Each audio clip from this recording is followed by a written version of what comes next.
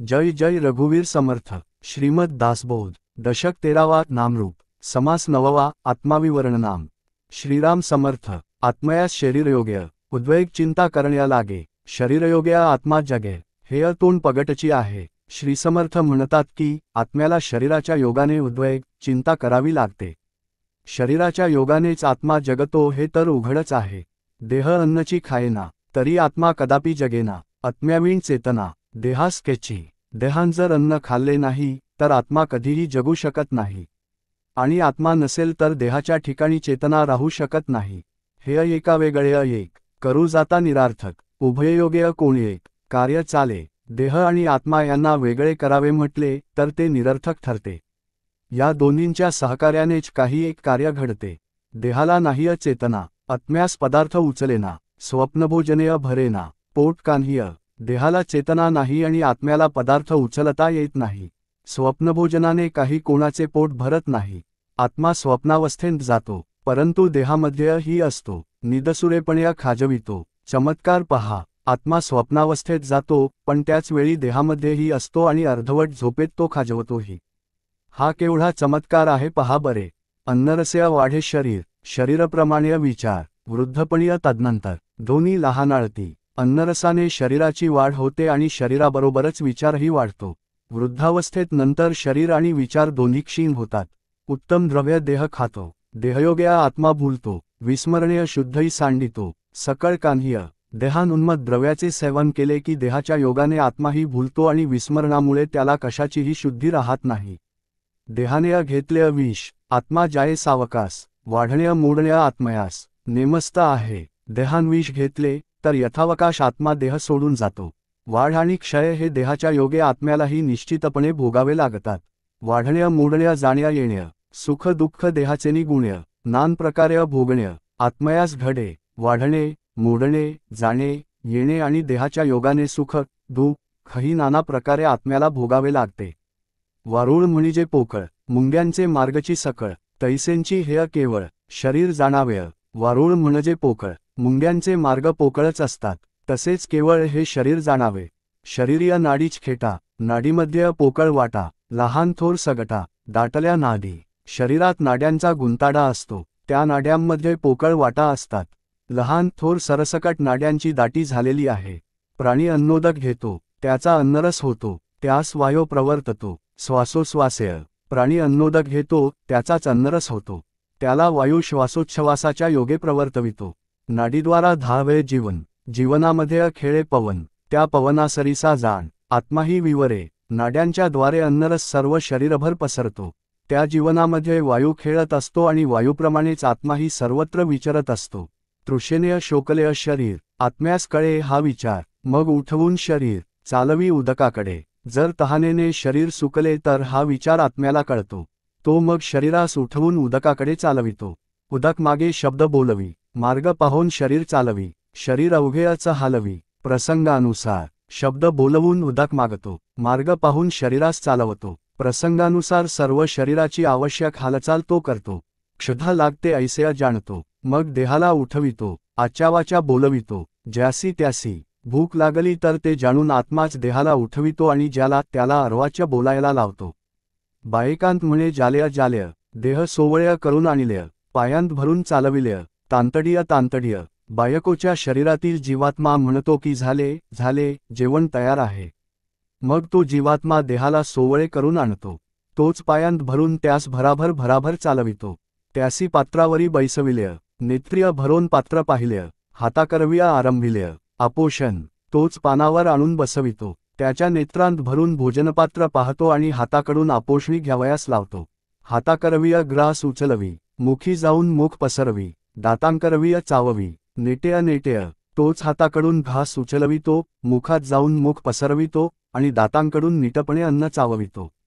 आपण जिवेमध्ये खेळे, पाहतो परिमळ सोहळे, केंस काढी खडाकळे, तत्काळ थुंकी। तो जीवात्माच जिवेमध्ये खेळून स्वाद घेतो, नाकाने सुवासाचे सुख भोगवितो। जर कदाचित अन्नात केस काडी खडा असल्याचे कळून आले की तो तत्काळ थुंकतो।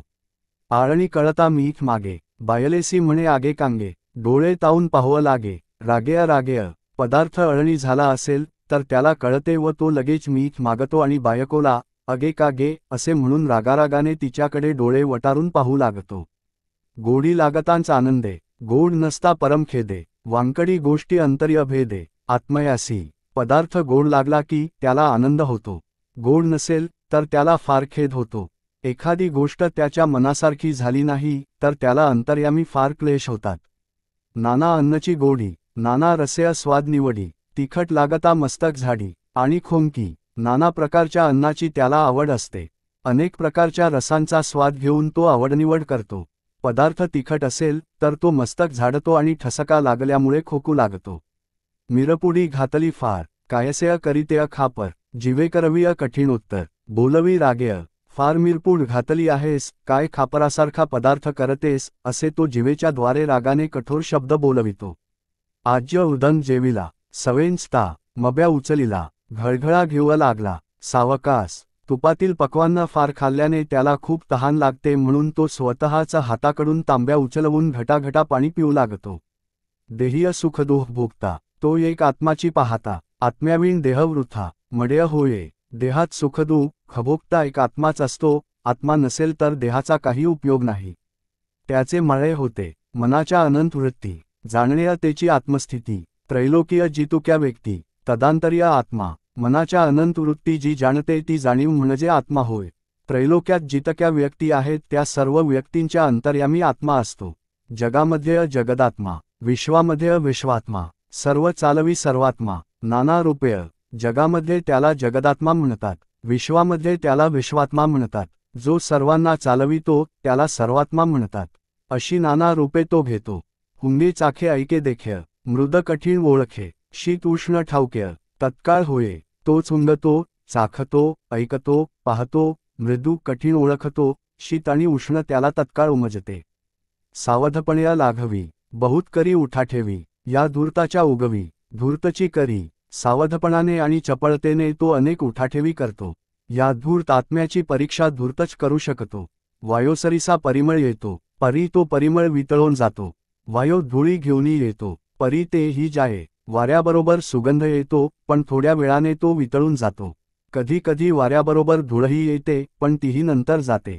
शीत उष्ण वायोसरीसेय, सुवास्य अथवा कुवास्य, असी जे परी सावकास्य, तगणेय न घडे. वाऱ्याबरोबर शीत, उष्ण, सुवास, दुर्गंध इत्यादी येतात पण यथावकाश ते नाहीसे होतात, टिकून राहू शकत नाहीत. वायोसरीसे रोग येती, वायोसरीसी भूत्य धानवती, धूर आणि धुकट्या येती. वायोसवेय, वाऱ्याबरोबर रोग जंतू येतात, वायूबरोबर भूते धावतात, धूर आणि धुके इत्यादीही वाऱ्याबरोबर येतात. वायोसवेय कान्हिंच जगेना, आत्म्यासवेय वायो तगेना. आत्म्याची चपळता जाणा अधिक आहे. वायूबरोबर येणारे काहीच टिकून राहत नाही. आत्म्याबरोबर वायू बरोबरी करू शकत नाही. वायूपेक्षा आत्म्याची चपळता अधिक आहे. वायो कठीणा साडतो, आत्मा कठीण भेदून जातो. कठीण पाहो तरी तो छेदेही ना. कठीण पदार्थ मध्ये आला तर वायू अडतो, पण आत्मा कठीण पदार्थास भेदून पलीकडे जातो. आत्म्याचा कठीणपणा पाहू गेले तर तो इतका कठीण आहे की तो छेदलाही जात नाही. वायो झडझडा वाजे, आत्मा कान्हींच न वाजे. मोनेंची अंतर्य समजे, विवरून पाहता वायू झडझडा वाजतो, आत्मा जराही आवाज करीत नाही. मौन राहून अंतर्यामी त्याचा शोध घेण्याचा प्रयत्न केला तर त्याचे अनुसंधान करणाऱ्यास तो कळून येतो. शरीरास बरेय केलेय, ते आत्मयास पावलेय. शरीरयोगेय जालेय, समाधान. शरीरास सुख दिले तर ते आत्म्याला पावते. शरीराच्या योगेचे त्याला समाधान लाभते. देहावेगळे उपाय नाना, करिता आत्मयास पावेना. समाधान पावे वासना, देहाचेनी. देहाशिवाय अनेक उपाय केले तरी आत्म्यास पावत नाहीत. आत्म्याची जी वासना असेल ती देहाच्या माध्यमाद्वारेच समाधान पावते.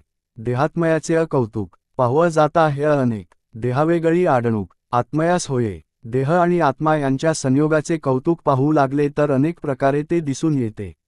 देह नसेल तर सर्व बाजूने आत्म्याची अडवणूक होते.